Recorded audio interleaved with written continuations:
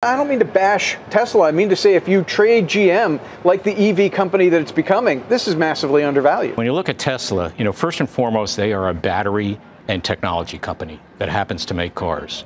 That's a big advantage. They have a big first mover advantage there. I think what Elon is doing on Twitter is damaging the brand. The shares are coming under pressure, and that's why we think by the end of next year, the stock will hit our price target of $23 per share. It's down about 60% in the last year. It's lost more than $500 billion in market cap. Tesla, named top pick, Morgan Stanley. That's Adam Jonas. Overweight, target 330. The shadow of Musk is kind of overshadowing everything. And it's falling again this morning after Goldman Sachs cut its price target on the company by almost a quarter to $235. I go as far to say that he's demonstrating some erratic behavior. In this video, as news has just broken, Elon Musk has sold more Tesla stock this week, which I guess technically means I've been buying Elon's Tesla stock, thanks to the discount. It seems the entire world is talking about Tesla, Elon Musk, and Twitter. No exaggeration. This video features a huge compilation of coverage in the mainstream finance media, everyone chiming in, sharing their thoughts and opinions. I don't think I've seen a moment in Tesla's history in which there has been more coverage in a single 24-hour period,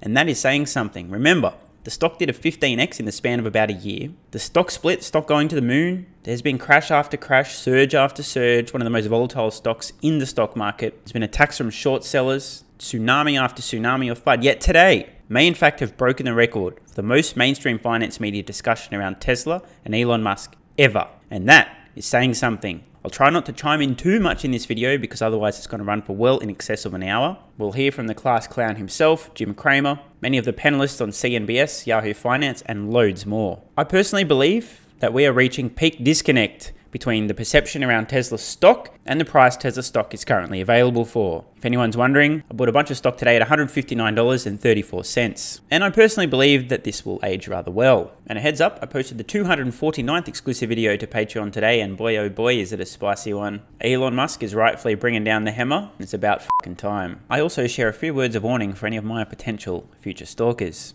Check it out. But it is quite staggering. I can't think of anything historically that is similar to this, that the same group of people that would be attracted to buying a Tesla, the environmentally conscious, the EV, those people are the same ones that are just mortified by what's happening with Twitter. It's like they're totally conflicted. I even think of Ron Barron. I've even kidded him about it. It's like, oh my God. I talked to somebody yesterday who was planning to buy a Tesla. But they need to be perceived as a good person, overpower their desire to have a compelling vehicle, and therefore they took it upon themselves to tell me what a good person they are by describing the fact that they've now decided they're not going to buy a Tesla anymore because Elon bad, because billionaire bad, spaceman bad, because that's what I heard in the mainstream media. Ladies and gentlemen, pay close attention. People are outing themselves left, right, and center at the moment. Hello, I don't know how to think for myself. People install their beliefs in my head. I'm part of the hive mind. I'm also desperate for the approval of my fellow human beings. Therefore, I need to tell you that I'm no longer going to buy a Tesla, or I'm going to cancel my lease, or I've changed my mind, or I'm buying a Mark E instead, because I want you to know that I'm a good person, because hating Elon Musk is the current thing, and therefore I'm a good person. Please approve of me. Take notes, ladies and gentlemen. The hive mind, left, right, and center are just waving their hands right now. Hey, look at me. I don't know how to think for myself. Someone else installs my beliefs. Look at me. Yep, I'm a good person. Ready? Let me explain why I'm a good person so that you'll approve of me. Thank you. Because of this? No. Oh, see, I know people who have texted me. They want to buy a Tesla because of this First Amendment. I know somebody yesterday who literally said, I was literally planning to buy a Tesla, and I'm not buying I think there's people that do. Yeah, So, Gene, the thing I want to ask you, Tesla still... in terms of engineering, now I saw Lucid advertise 500 horsepower. It goes 0 to 60 so fast that it actually there's negative time. It's like the latest fusion thing. There's actually negative time for how long, and it's beautiful. How much do those things cost? Those must be a couple $100,000, right? So Tesla's still got. If you want to be climate conscious, you still buy a Tesla. Well, there's a price factor there. Your average Tesla is going to be right around 60. Lucid's going to be probably more than 100. I do want to quickly say something just about that brand damage and be clear. I'm a big bull on Tesla. I think what Elon is doing on Twitter is damaging the brand. It's funny, your and Andrew's comments last night. I was at a holiday party, and one of the persons there had commented, I've owned 2 Teslas. I'm not going to buy a Tesla again. Ready for a hot take?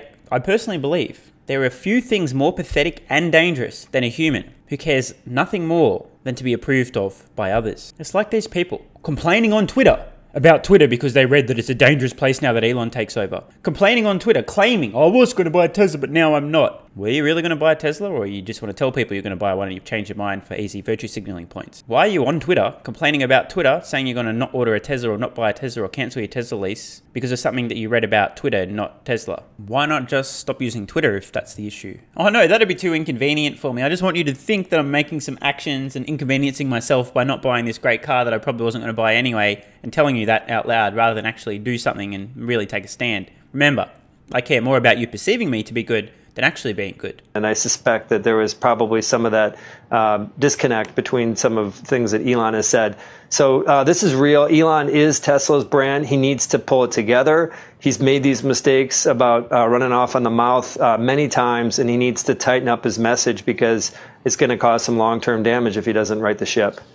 Gordon, you're just, I don't know. What is it, serendipitous? Suddenly it's like you look like a genius, at least for the last 6 months. But not because this isn't why you hated the shares or were negative on the shares. Or you had a totally different thesis, which still stands. You can just add these other things to your reason now to be bearish on Tesla. Hey, thanks for having me, guys. So look, I think despite being valued at more than the next 4 largest automakers combined, and selling just 4% of the cars they do, what we're finding out is Tesla is just a run-of-the-mill car company that has built more capacity than they can sell. Let me explain. So despite inventory piling up in China, the USA, and Europe, Tesla has engaged in margin-slashing price cuts in the US, Europe, and China this quarter. And despite that fact, lead times in the USA and China right now are just 1 week versus several months just a few months ago. And it looks like their EU backlog is going to be completely gone by the end of this quarter, the end of the fourth quarter. Despite those facts, they're running 2 of their car factories at just 20% capacity. Gordon has a tactic here. He lights as many fires as he possibly can, so nobody has an opportunity to counter or debunk any of them. There's just blazes left, right, and center. It's just chaos. So I'm not going to debunk everything piece by piece, but one thing that he said there, which is hilarious, is the claim that Tesla is running 2 of their factories at 20% capacity. This is Gordon's perception of Tesla currently ramping up 2 brand new factories to full volume. They've gone from 0%, they're going toward 100%, they're currently at 20%, and his claim is that they're running these factories at 20% capacity.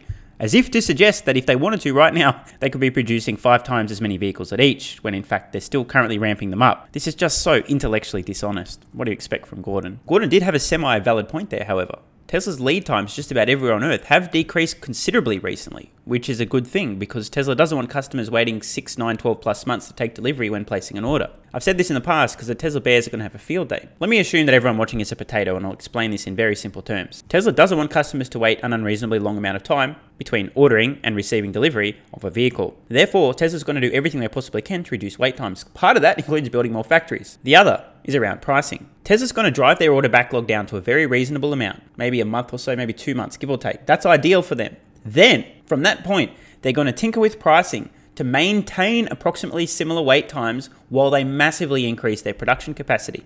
And of course, the bears will have a field day. Tesla's cutting prices, there's no demand. They're going to be saying this for years as Tesla goes from 1.5 million vehicles a year to 2 to 3 to 4 to 5 to 10 to 20. Prices will continue to come down on average overall. There'll be temporary ups, but usually it'll be down. The trend will be down. The bears will report this as the end of the world. Tesla's wait times will continue to come down and down and down until they get to reasonable levels, and then Tesla will try to maintain them at reasonable levels. We're in a bit of a buffer there, of course. But this is the goal. As Tesla's lead times reduce, the bears are going to say Tesla's collapsing, there's no demand, blah, blah, blah. Next minute, the price cuts come, and the bears will continue to double down. Look, no demand, everything's collapsing. This will continue to happen until they're selling 20 plus million vehicles per year. And they're running Shanghai below 100%, and we've gotten stories that they're going to cut capacity at Shanghai significantly later this quarter. So again, they've built capacity that they can't sell despite their plants not even being fully ramped. And we think they're going to sell about 400,000 cars in the fourth quarter, which would put their saturation rate at about 1.6 million cars. That's significantly below their current capacity and grossly below Gene's assumption that they're going to build a new plant every 6 months, fully sold out for the next 10 years. Listen, with respect to them being a technology company, we've said many times that is a big misconception. If you look at the technology aspect, you have many competing cars with similar or better real-world range, better interiors, faster charging, and better quality. Consumer Reports ranks them second to last in quality, and British Consumer Outfit, what question marks, ranks them among the least reliable cars in history. So I don't think this is a Twitter thing. I think it's a fundamental thing. 95% of their revenues from selling cars, 5% from an energy division that loses money. This is a car company, and their growth is slowing significantly. That's why we think the shares are coming under pressure, and that's why we think by the end of next year, the stock will hit our price target of $23 per share. Stay tuned for $23 per share. Dude. If Tesla reaches $23 per share, I'm legitimately starting an OnlyFans. Tesla's taking a tumble again today after dropping another 4%. It's now down nearly 40% in the fourth quarter, putting it on pace for its worst quarter ever. And take a look at this. Over the last 2 years, Tesla has shed more than a fifth of its value. GM, meantime, is down just 7%, and Ford is up 50%. So as Tesla's troubles open the door for legacy names to get in on this EV boom, let's welcome CNBC contributor Mark Fields. Mark was formerly the Ford CEO and most recently interim Hertz CEO. He still sits on the board there. Mark, great to have you in the house here at the NASDAQ market site. What do you think? Do you think that Tesla's stumbles, do you think that Tesla's reputational damage, there are recent polls saying that the negative comments are slightly eking out the positive view of Tesla, all that will help GM and Ford in this EV race? That sure is a loaded question, and believe it or not, I've seen Mark speak many times in the past. He's actually reasonable, logical, rational, actually understands Tesla, and doesn't appear to have a hidden agenda. So I suspect Mark is going to say, no, it's not, because it's irrelevant noise. These companies actually need compelling technology and profitable vehicles at scale, otherwise they're not competing at all. So no, none of this noise helps these companies to actually develop and scale up their own electric vehicle technology. I could be wrong, and I might be pretty embarrassed, but I've seen enough comments from Mark to suggest that he's probably going to have a logical, reasonable, and rational answer. Probably not what CNBS were hoping for with that loaded question. Well, I think on balance, you have to look at this relatively and saying, listen, on balance, is it a net positive? Is it a net neutral and a net negative? And when you look at Tesla, first and foremost, they are a battery and technology company that happens to make cars. That's a big advantage. They have a big first mover advantage there. That being said, they got a lot of challenges, right? Demand. We've heard about China slowing down, whether it's COVID or demand, we'll see. Here in the U.S., they had 100% share starting, so it can only go down. The dude's coming in hard with logic. But it is going down, but importantly, under $50,000, they don't have a product. That's where the growth is going to be going forward as you shift from early adopters to mass adoption. This is accurate, but remember, Tesla's already told us they've finished designing a much more affordable vehicle, yet they're delaying its production because they don't need to produce it yet. Tesla knows they need to lower the prices of their vehicles. They know they need a lower priced vehicle. Factoring in inflation, the purchase price of this in US dollars when it's out is probably going to be around $30,000, maybe even lower. As far as I'm aware, Tesla's already finished the design for this vehicle. They just don't need to make it yet to trick up their sleeves. So when the time comes, Tesla's going to strut out and go, well, here's one we prepared earlier. Production starts in 6 months, you can order one now. So that's going to be a challenge for them. And then you have the whole situation around the CEO focused. I mean, in the auto industry, it's a 24/7 job.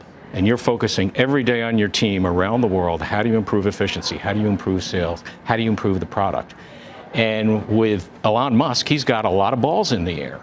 And then you have to ask the question, because, it was a startup that now has grown to the volume that it has, not every decision can come up to the CEO as it has. Right. So you have to ask yourself the question, what's the decision making there if the boss isn't there full time?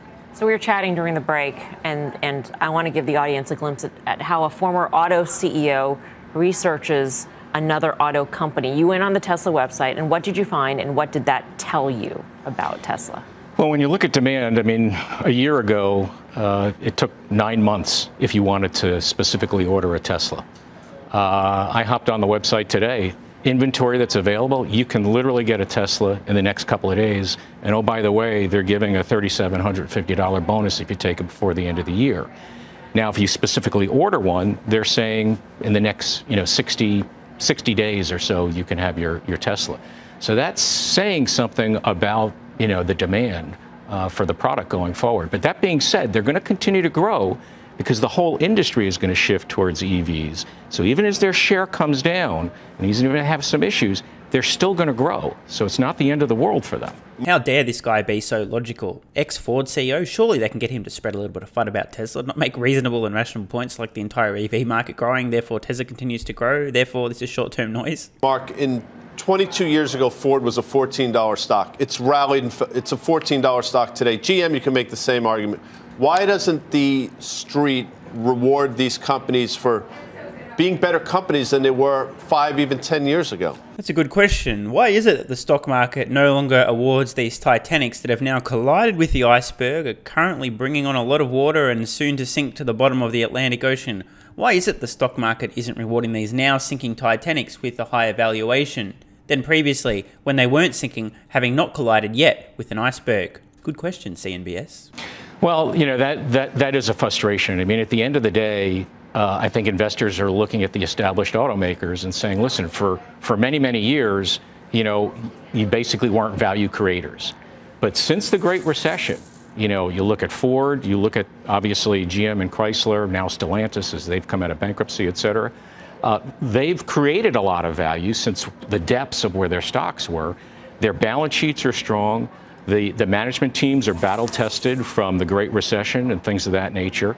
What we couldn't get credit for is all the investments we were making in EVs and the software content on our vehicles, because my view, there was always a view, hey, you're a manufacturer. Can you really get that? And I think a lot of the companies are proving that they can. You look at Ford with their Mach-E, their F-150 Lightning, their Transit. These are really, really good products that have a lot of software content. They're EVs. And at some point, I would think the market is going to reward that, particularly in an environment where we're coming off, startup companies that were rewarded with, a prototype and a business plan, and they got a multiple 3 times what the established OEMs were. So, Mark, obviously big personalities have been associated for 100 years with the auto industry. We had the Henry Ford, we had like Lee Iacocca, you had some of these guys or whatever. So, Elon Musk is obviously playing off a lot of that. And I think that there's been a lot of enthusiasm about him and what he's been able to do in the auto industry, pushing it faster towards, EVs. But when you think about the stock right now, and obviously you think about the stock a little bit here, it sounds like, it's down about 60% in the last year. It's lost more than $500 billion in market cap, and it just closed at a new 2-year low today. And you think to yourself, there was a time where if we woke up to an announcement that Elon Musk is no longer the CEO of Tesla, the stock would gap down 20%. At this point, it really feels like it might gap up 20%. Talk to me about the cult of Elon Musk in and around this story. Well, at the end of the day, if you look at the composition of ownership of Tesla stock, it has a large retail portion. And so a lot of people bought into, Elon does a great job. He's done a terrific job of moving the industry towards EVs. There's no question about that, and build a very strong brand in the process. But they bought into his story about growth going forward. Now what you have is a situation where, growth is a bit questioned, right? Given that they have all this capacity coming online in 4 plants around the world and what's going on with the marketplace.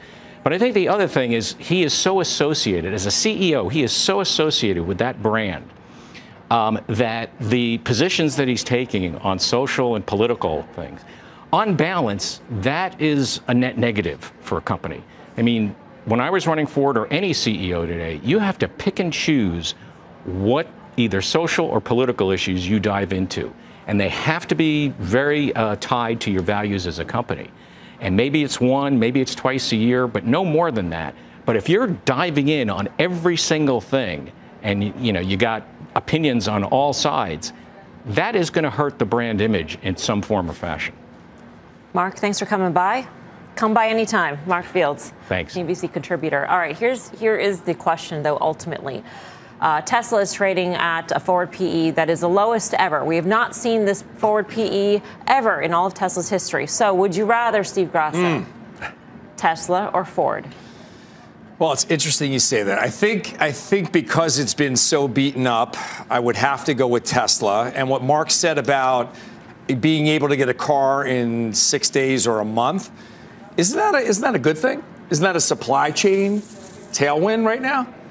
I'm going to go Tesla's been so beaten up. I'll go with Tesla for 500, Jack. Who's Jack? I don't know. Not me. I don't know. Bonawyn, what do you say? Yeah, I'm on the same page. From both, particularly from a trading standpoint, I just think, one, it's a higher beta name. It's come off so much. whether you buy into the Elon story and his distractions and things of that nature, I still think there's a massive retail following. It's still a strong product. And at the end of the day, consumer brands are about brand loyalty. And I still think there is, despite the brand erosion that's happened there is still a loyal following there. So, particularly for a trade, it would be Tesla for me. Gee, I wonder what Dan thinks. It's a strange day indeed when most of the CNBC panel are suggesting they would be buying Tesla stock. By the way, let's watch that again in slow motion. Melissa Lee's face as she cuts. Hey Dan, what do you think? Keeping in mind that speculation alert, given some of the exchanges in the past, Dan losing his emotional shit, acting like a child, getting butthurt almost as if to suggest he just went long Tesla stock and got burned, maybe on some short-term calls or something. Clearly an emotional infant. I personally believe that Melissa Lee, 1, does not respect the guy as a man, and 2, is looking forward to him saying something super embarrassing. Let's watch as she cuts to Dan. This is hilarious. Gee, I wonder what Dan thinks.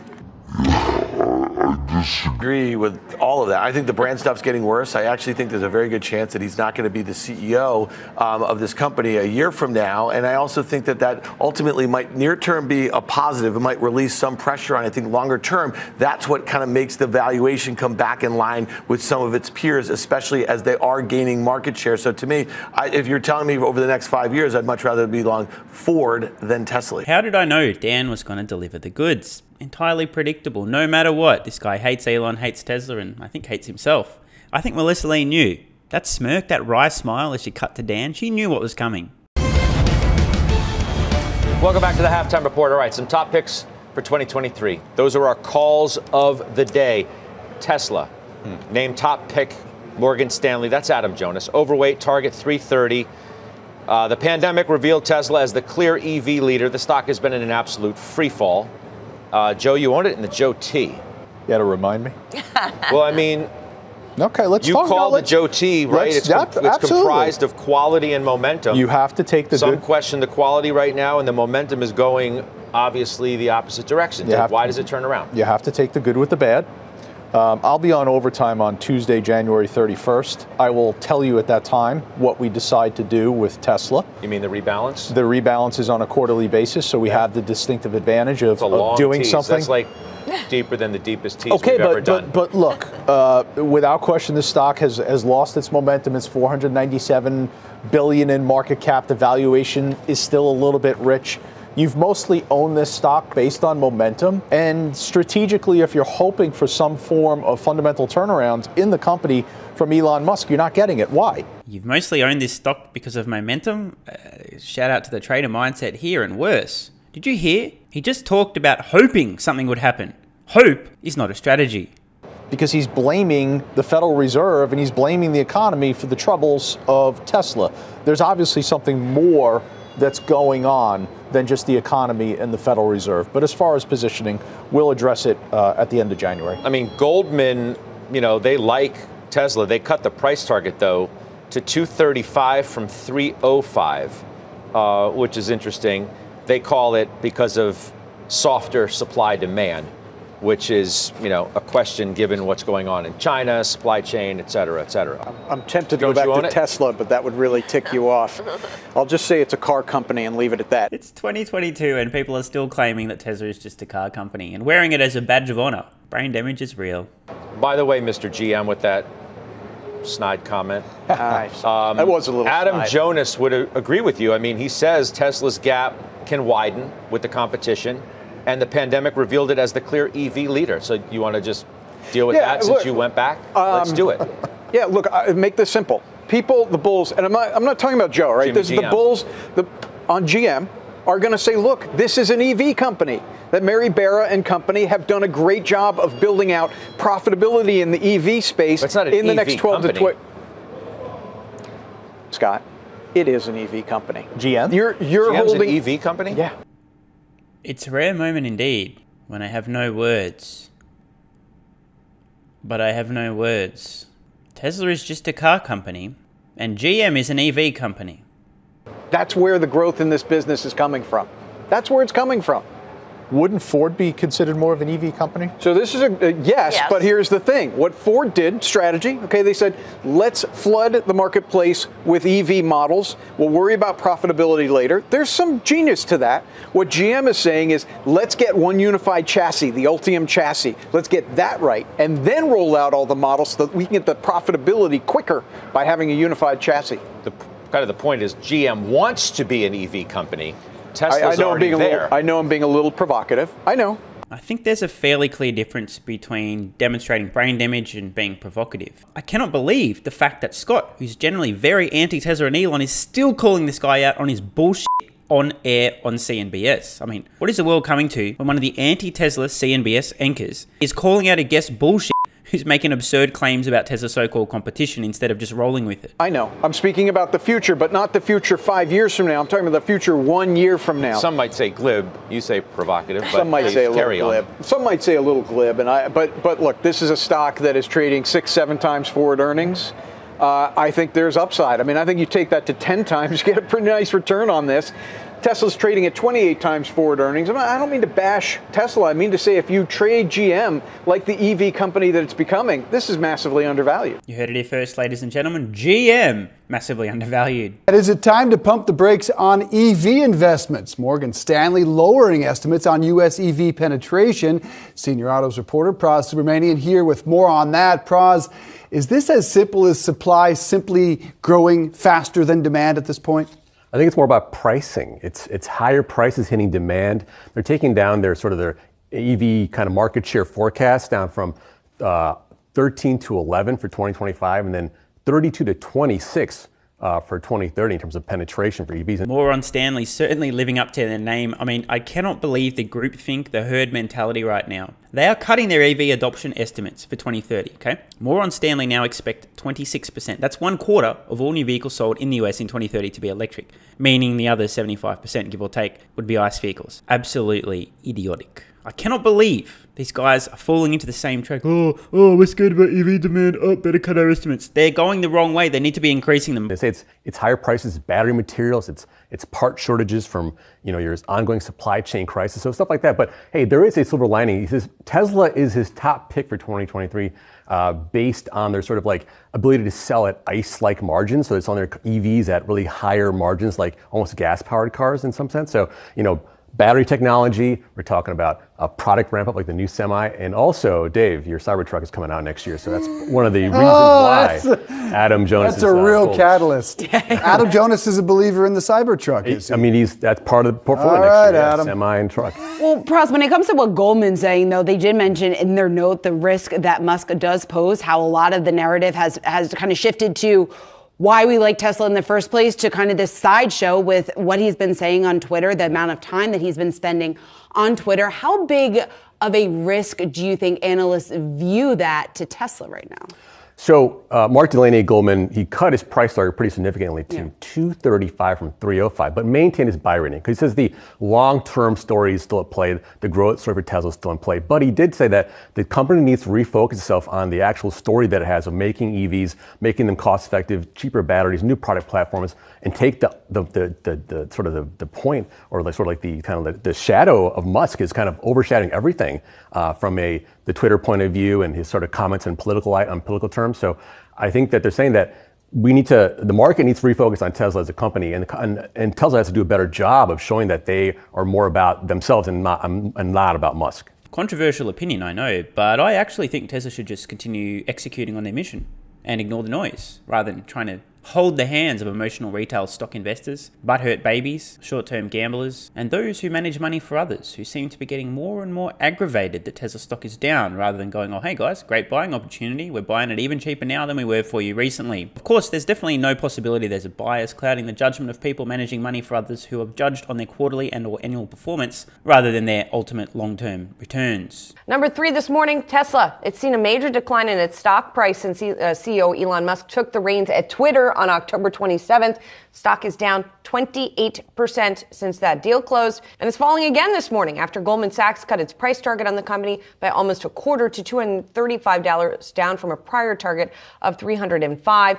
By various metrics, the stock is now trading at its lowest valuation ever, depending on how you sort of look at it here. She ain't wrong. Might explain why I was buying Tesla stock hand over fist this morning. And Elon Musk is no longer the richest man in the world. That's Bernard Arnault of LVMH. So all of this happening sort of in the past few days with this latest leg down for Tesla. And really, I would say a lot of analysts outside of our friend of the show, Dan Ives, have been, I would say, tepid or scared to make a strong call on Elon Musk and Tesla as a result of everything he's doing at Twitter. But here's Goldman really coming out here. I'm not slamming it, but really raising the question a lot of investors have been wondering.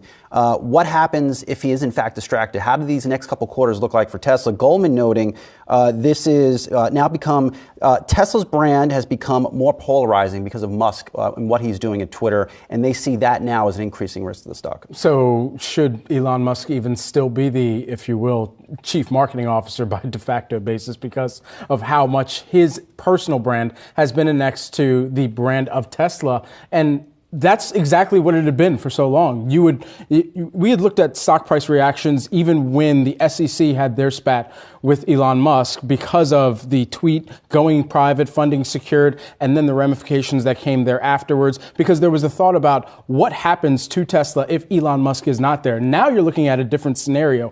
What happens for Tesla if Elon Musk is not there? Does this become a car company, an automotive company, or just a power company that is able to now relinquish itself of any of the sideshow that's taking place and perhaps have a more concerted focus around producing vehicles, around expansion geographically, and just continuing to add on to the perception that it's been able to take on thus far, at least in revolutionizing what the EV space looks like? He's not going anywhere. He owns Twitter. I mean, he owns Twitter. But at what point, if you're Tesla's board and you've watched almost $280 billion in market cap wiped off the stock this year, at what point do this friendly Musk board over Tesla say, you know what, Elon, it's time to appoint your successor? You want to focus on Twitter, you want to focus on turning this company around, maybe you should, but we need an operator who can devote 120% of the time on executing on these plans you have laid out for this brand. Yeah. Meanwhile, there's reporting this morning that over at Twitter, Musk is refusing to pay rent on some of the properties. He's refusing to pay for private charter flights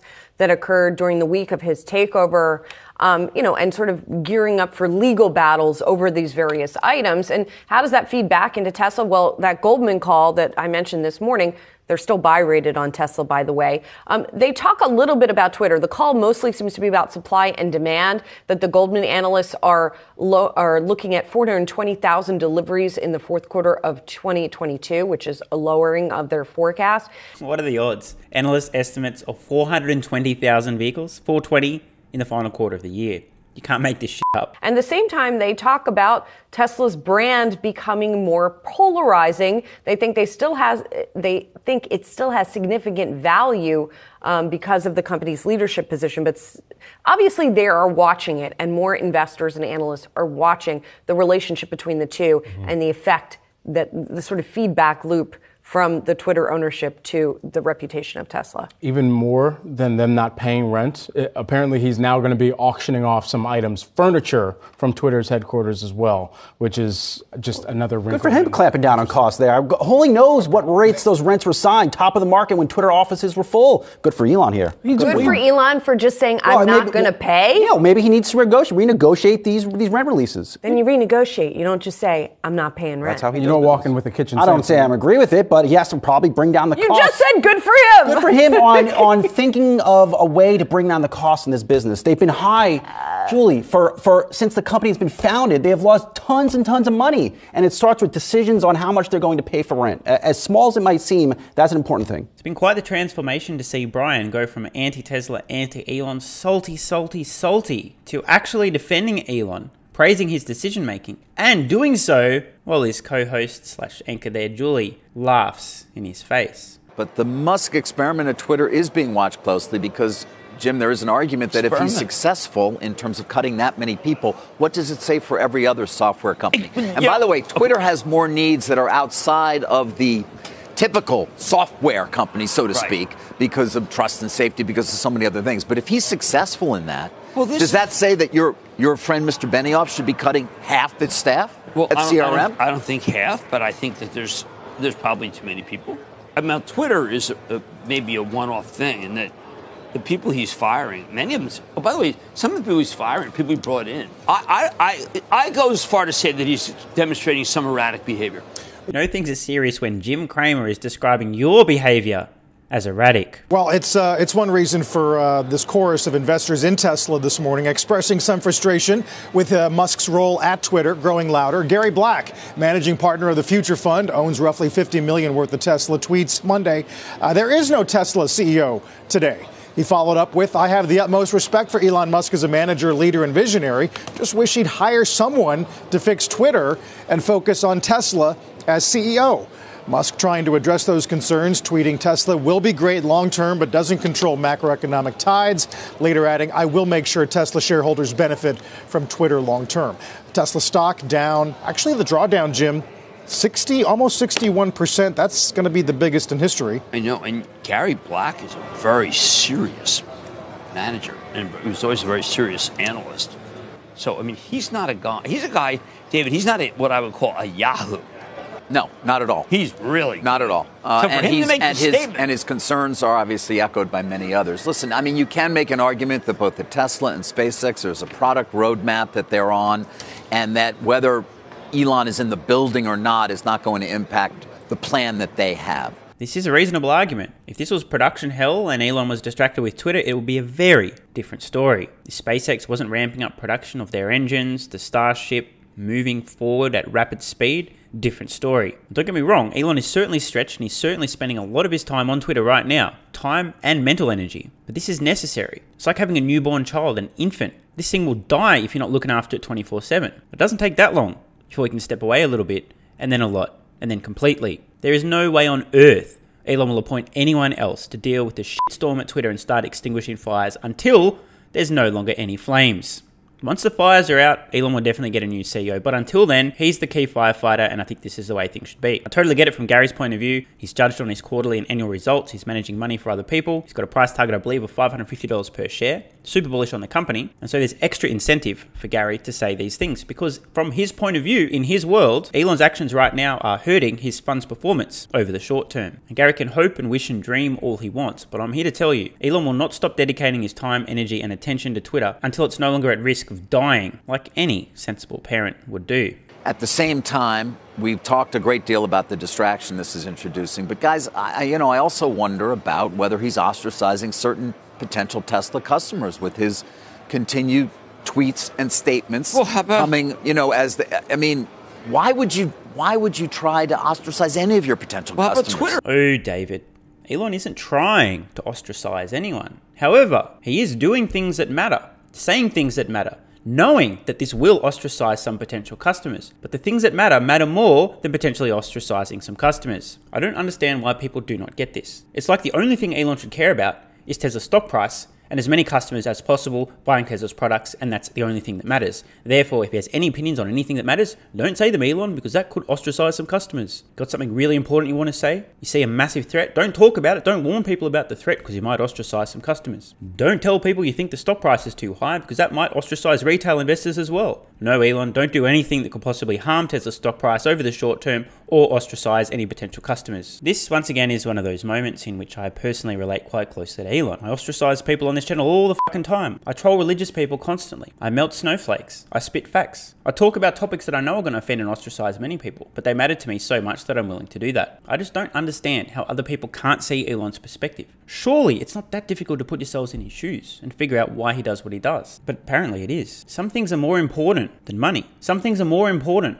than ensuring you don't ever offend anyone. At least they are in my world, and I think the same is true in Elon's world. I mean, there are people who wanted to put ads with Twitter who are now thinking, geez, I don't know. I mean, maybe this is not a good idea. Look, I was speaking with someone late last night who just said, why aren't you more focused on the crumbling aspects of this man? And I said, because I've had too much faith in him, but maybe it's too late to be as faithful. Well, today Morgan Stanley says the brakes are screeching on EV demand, and Jonas revises down his long-term EV penetration forecast for fiscal year 30. At the same time, Jim, he does make Tesla a top pick for next year because, in his words, they're the only company able to sell EVs at ICE-like margins. Well, look, let's just can we just get Farley on the phone, please? Because Farley would tell you that's from Ford, totally untrue. Now, Adam Jonas has erratic, no, thematic. But the idea that you can say this and Farley could call right now and tell you this is completely untrue is bothersome to me. Right. Ford just added a third shift as of yesterday on their F-150. Motor Trend car. Truck of the year. I mean, but when you speak to, over and over again, Jim has said we're making a lot of money per everything we make. Now, why is that ignored by Mr. I had a sell on Ford the whole time Jonas? Now, it did go up to 23, and he reiterated his sell at every step, and he went home. But I just think that it's unfair. It also goes to the larger argument that there is more competition. That competition is building every day, and that's going to make the world a bit of a different place for Tesla. The number of cars and trucks that Farley's talking about building. Notice the distinction. The number of EVs he's talking about building versus actually building. Talks cheap. I mean, you're talking about 500,000. Mary Barra. All right. That said, I mean, we got Goldman Sachs, which is lowering its estimates in terms of how many vehicle deliveries Tesla will have. 420,000 in the fourth quarter. 440,000 had been the prior estimate. They lowered one of your old favorites. And 1.85 million units in 2023 from 1.95. Right. I know that's more, but you see they lowered the boom one. Yeah, they were at 305, they go to 235. Right. Is it a new PE-based target? I wasn't clear. Now, I may be hallucinating, but it does seem, based on today's video, the amount of coverage, we're actually at peak Tesla coverage right now at the end of 2022. Tesla stock now, record drawdown, down over 60% since peak price just over a year ago. There's FUD everywhere. The short sellers are out in droves. And the emotionally driven stock market appears to be freaking out because Elon Musk is currently focusing a little bit of his energy on Twitter and sharing his opinions on things that matter, while simultaneously warning people about threats he sees that others seem oblivious to. While some Tesla shareholders are currently crying, I think a subset of those would be investors who used margin, investors who have a micro-penis length investment time horizon, which aren't investors, they're gamblers, those managing money for others, and those who didn't do any thinking before purchasing the stock and or invested money they may need to access before holding Tesla for a sufficient period of time. I think these people are a little bit mad, butthurt, trying to blame Elon. And I think those whose eyes are open, who aren't being driven by emotion or the need for their fund to post certain numbers this quarter or this year, rather than blaming Elon, attacking Elon and trying to call for him to be replaced, blah, blah, blah, are thanking Elon for the incredible buying opportunity. Or maybe that's just me. P.S. Thanks for the sale, Elon. Can you please sell some more Tesla stock and share some more controversial opinions? Don't ever stop. Thank you. Speaking of controversial opinions, you'll find plenty of them. In fact, 249 and counting over on Patreon. If you're not a member, join with the card in the corner or the link at the pinned comment. Posted a very important video today, a hot topic, one that I very much enjoyed discussing. So, see you over there. Love ya.